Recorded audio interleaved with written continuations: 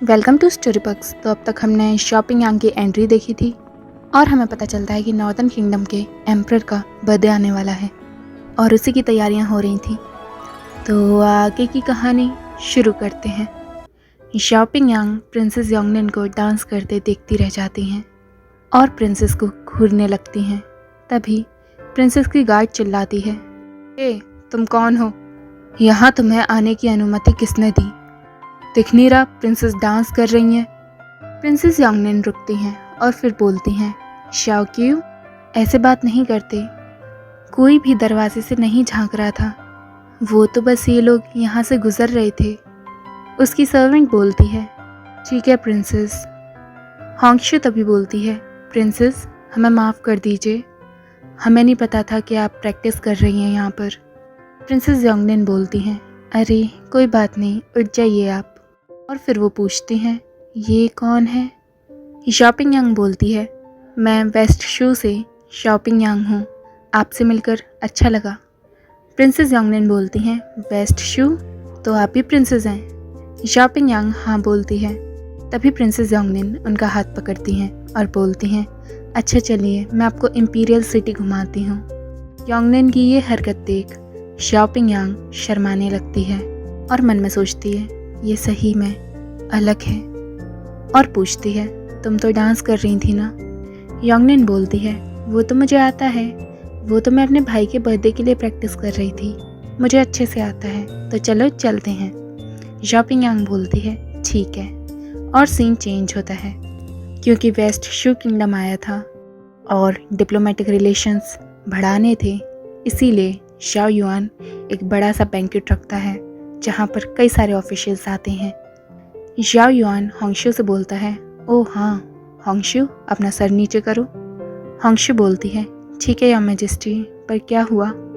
Shao yuan उसके sir पर एक पिन लगाता है, बोलता है, ये सब जो गिफ्ट आए थे वेस्ट शू से, वहाँ से मुझे ये मिला, मुझे लगा तुम्हारे सर पे अच्छा लगेगा। ये सुनकर होंगशू बोलती है, थैंक यू योर मैजेस्टी, आप मुझे इतनी कीमती चीज़ दे रहे हैं, अब से ये दासी और भी मेहनत करेगी ताकि आपको इसकी कीमत चुका सके।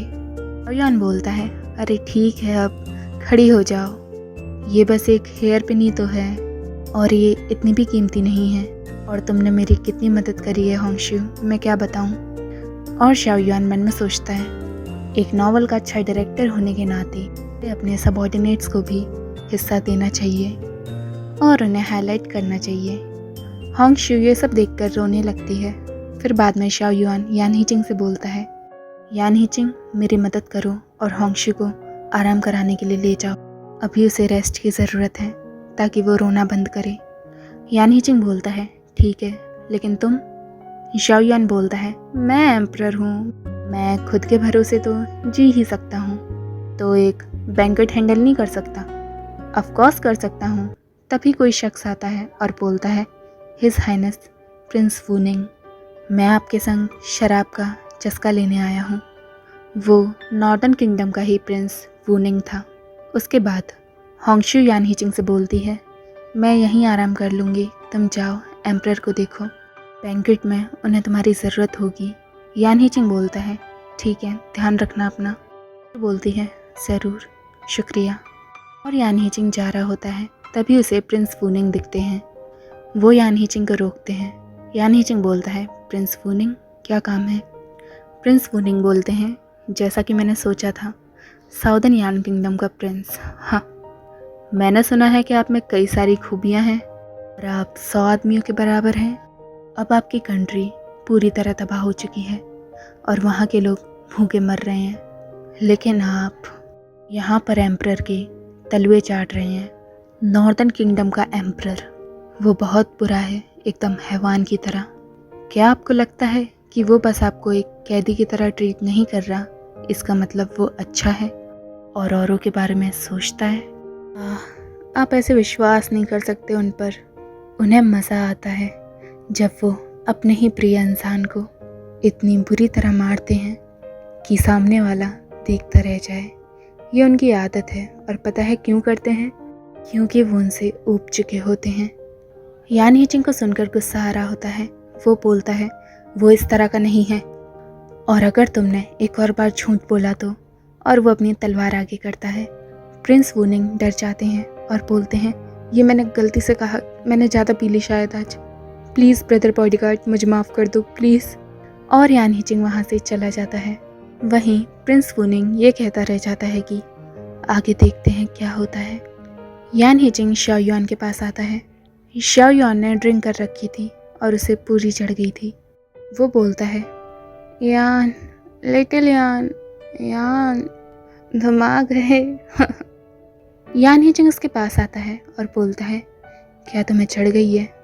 शाओ युआन यान हिचिंग को अपने पास करता है और बोलता है, वो लोग आए जा रहे थे, ये कह रहे थे कि अगर हम ज़्यादा पिएंगे तो फिर मौसम अच्छा होगा। तो मौसम अच्छा होगा तो ये तो अच्छी बात है ना, इसीलिए मैंने पी ली। मैं पीता गया और अब देखो मुझे और पीनी है। लिटिल यान। और वो यान हिचिंग का हाथ पकड़ता है और अपने चीक्स पर रखता है। देखो ना मेरा चेहरा कितना गर्म हो रहा है, मेरी मदद करो। यान हिचिंग उसकी ओर देखता रह जाता है और उसे किस करने को आ रहा होता है। तभी शाओ युआन यान हिचिंग के गले लगता है और बोलता है, कितनी ठंड हो रही है। यान हिचिंग स्माइल करता है और शाओ युआन को अपनी गोदी में उठा के बोलता है, मैं तुम्हारा कुछ नहीं कर सकता। वो चल रहा होता है। तभी शाओ युआन बोलता रहता है, यान हिचिंग, और पियो ना, पियो ना, पियो ना। और यान हिचिंग शाओ युआन की ओर देखता है और उसके करीब आके उसको किस कर लेता है। और हमारा चैप्टर एंड होता है। फिर नेक्स्ट चैप्टर यान हिचिंग शाओ युआन को किस करने के बाद उसके कमरे में ले जाता है। वहीं प्रिंसेस योंगनिन बोलती हैं, ये पैलेस का स्लीपिंग क्वार्टर है, यहाँ पर सब लोग सोते हैं। जब भी आपको खेलने का मन करे आप यहाँ आ सकती हो, मुझे भी बुला लेना। शाओ पिंगयांग बोलती है, ठीक है। और शाओ पिंगयांग बोलती है, एम्परर तुमको काफ़ी अच्छे से रखते होंगे। योंगनिन बोलती है, हाँ भाई मुझे बहुत अच्छे से रखते हैं। तुम बताओ क्या तुम्हारे भी भाई हैं? क्योंकि मेरे पास तो कई सारे भाई हैं, लेकिन केवल एक ही भाई है जिसके संग मैं अच्छे से रह सकती हूँ। वो मुझे काफ़ी अच्छे से ट्रीट करता है। तभी शाओ पिंगयांग कुछ नोटिस करती है और बोलती है, ये तो। योंगनिन एकदम से छुपाती है और बोलती है, नहीं नहीं इसे मत देखो, मुझे कढ़ाई करनी नहीं आती, मैं जानती हूँ ये बहुत गंदा है। शाओ पिंगयांग बोलती है, अच्छा रुक जाओ, क्या मैं तुम्हारी मदद करूँ? और शाओ पिंगयांग कढ़ाई करने लगती है। फिर बाद में बोलती है, तुम्हें ये कैसा लगा? योंगनिन बोलती है, तुम तो अमेजिंग हो, लेकिन मुझे याद है होंगशु ने मुझसे कहा था कि तुम एक जनरल हो, फिर भी तुम्हें एक कढ़ाई बुनाई आती है? शाओ पिंगयांग बोलती है, मैंने बचपन से ही दोनों चीज़ें सीखी हैं। योंगनिन पूछती है, क्या वेस्ट शू में सब लड़कियों को सब कुछ सीखना पड़ता है? शाओ पिंगयांग बोलती है, नहीं, जो तुम चाहो कर सकते हो, जैसे कि तुम्हें जो पसंद हो वो भी कर सकते हो। योंगनिन बोलती है, ये तो मज़ेदार है, मुझे भी वेस्ट शू जाना है। शाओ पिंगयांग बोलती है, तुम्हें ज़रूर मौका मिलेगा जाने का। योंगनिन बोलती है, जब ये समय आएगा तो तुम मुझे घुमाओगी, ठीक है? शाओ पिंगयांग हंसती है और बोलती है, ठीक है ज़रूर घुमाऊंगी, वादा रहा। 5 दिन बाद नॉर्दर्न किंगडम के एम्परर के बर्थडे वाले दिन पूरी इंपीरियल सिटी सजाई गई थी। कई सारी लालटेन और बैनर्स हर घर में लगे थे। कई सारे मिलिट्री ऑफिसर्स और सिविल ऑफिसर्स कई सारे गिफ्ट लाए थे ताकि एम्परर की पूजा कर सकें। कम से कम 10,000 लोगों ने उनका बर्थडे मनाया था। एम्परर ने अपने 100 ऑफिशियल्स को यू हुआ बिल्डिंग में बुलाया था और उन सब ने जन्मदिन मनाया था। तभी बारी डांस की आती है जो कि प्रिंसेस योंगनिन को करना था। वो काफ़ी सुंदर लग रही थी और काफ़ी अच्छे से डांस कर रही थी। शाओ पिंगयांग उन्हें देखती रह जाती है और एक टक आंखों से उन्हें देखने लगती है। शाओ युआन शाओ पिंगयांग को देखता है और मन में सोचता है, मेन फीमेल लीड की बात ही यही होती है, सेकंड फीमेल लीड भी कुछ नहीं कर सकती सिवाय उसे एक आंख भर के देख सकती है। आखिर उसका ऑरा ही इतना अच्छा है। वैसे नॉवल के अकॉर्डिंग जब प्रिंसेस योंगनिन डांस कर रही होती हैं तो वो अपना बैलेंस खो बैठती हैं और पानी में गिर जाती हैं। यान हिचिंग बिना किसी हेजिटेशन के वहाँ पानी में कूदता है और योंगनिन को बचाता है। उस दिन के बाद दोनों एक दूसरे को प्रपोज करते हैं कि वो एक दूसरे से प्यार करने लगे हैं। और शाओयुआन यान हिचिंग की ओर देखता है। यान हिचिंग बस शाओयुआन को ही देखे जा रहा था। जैसे ही शाओयुआन उसे देखता है, यान हिचिंग थोड़ा घबरा जाता है। ये देख शाओयुआन मन में सोचता है, ये मेल लीड कहने लायक ही है। एक्सप्रेशन तो देखो ज़रा उसके, कितना घबरा गया है।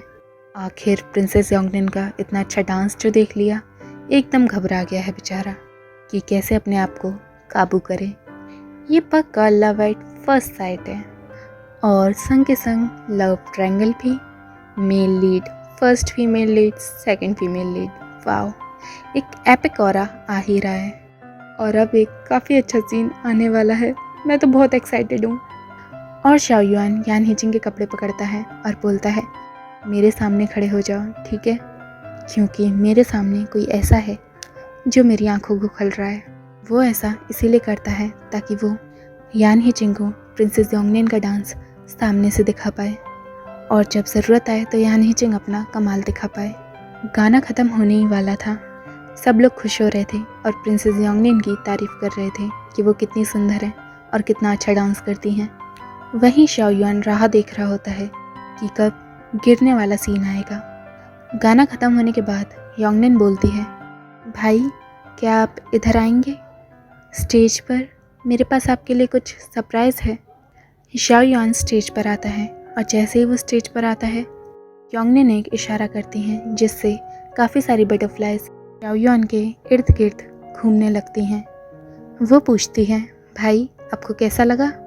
शाओयुआन बोलता है, बहुत अच्छा लगा, पर अभी भी सर्दियां हैं तो ये बटरफ्लाइज आई कहाँ से? योंगनिन बोलती है, इन बटरफ्लाइज की वजह से तो मैंने अपने डांस स्टेप चेंज करे।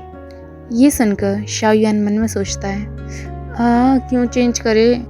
इसी वजह से तो तुमने अपना बैलेंस लूज़ नहीं करा। और शाओयुआन योंगनिन का हाथ पकड़ता है और बोलता है, ये सही नहीं है स्टेज पर खड़े होना, चलो बैठते हैं। और दोनों का पैर फिसल जाता है और वो लोग पानी में गिर जाते हैं। शाओयुआन मन में सोचता है, अरे मैंने स्टार्टिंग तो गैस कर ली थी, पर एंडिंग मुझे नहीं पता क्या होना है, मैं क्यों गिर गया इसके संग। और हमारा चैप्टर एंड होता है। आगे जानने के लिए देखते रहिए स्टोरी बक्स।